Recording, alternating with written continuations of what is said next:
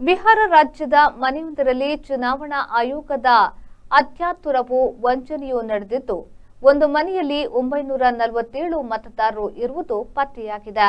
ಚುನಾವಣಾ ಆಯೋಗವು ಬಿಜೆಪಿಯೊಂದಿಗೆ ಶಾಮೀಲಾಗಿ ಮತವಂಚನೆ ನಡೆಸಿದೆ ಎಂದು ಕಾಂಗ್ರೆಸ್ ಪಕ್ಷದ ನೇತೃತ್ವದಲ್ಲಿ ಬಿಹಾರದಲ್ಲಿ ಜನರ ಮತ ಹಕ್ಕಿನ ಯಾತ್ರೆ ನಡೆದಿದೆ.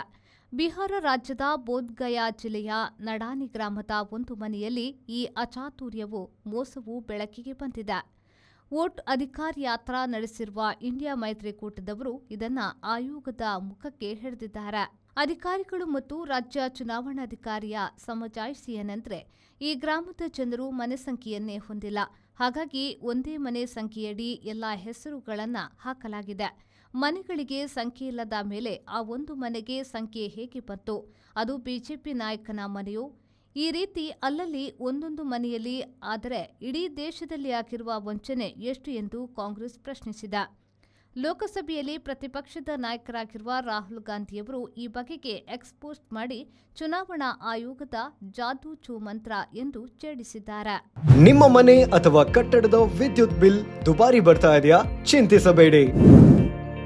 ವಿನಾಯಕ ಮಾರ್ಕೆಟಿಂಗ್ ಪ್ರಸ್ತುತಪಡಿಸುತ್ತಿದೆ ಸೋಲಾರ್ ಆನ್ ಗ್ರಿಡ್ ಮತ್ತು hybrid roof top solar system.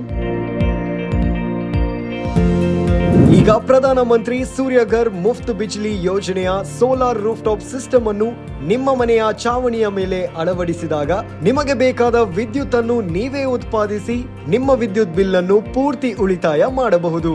ಜೊತೆಗೆ ಕೇಂದ್ರ ಸರ್ಕಾರದ 78,000 ಸಹಾಯಧನವನ್ನು ಕೂಡ ಪಡೆಯಬಹುದು. ಬಿಸಿ ನೀರಿನಲ್ಲಿ ಸ್ನಾನ ಮಾಡಲು Winsome solar water heater, heat pump, gas geyser ಅಳವಡಿಸಿ ದಿನದ 24 ಗಂಟೆ ಬಿಸಿ ನೀರು ಪಡೆಯಿರಿ.